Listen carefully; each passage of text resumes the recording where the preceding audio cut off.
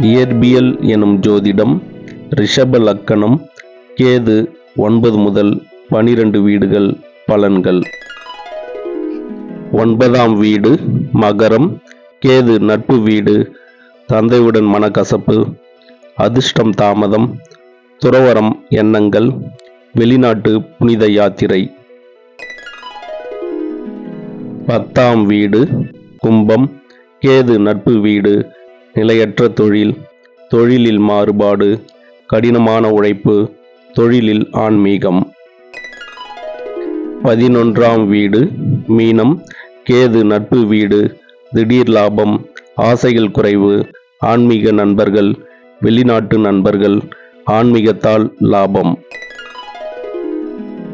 12ஆம் வீடு மேஷம். கேது நட்பு வீடு. புண்ணியம், மோட்சம், செலவுகள், விரயங்கள், தியானம், மந்திரம், வெளிநாட்டு வாழ்க்கை. நன்றி, வணக்கம்.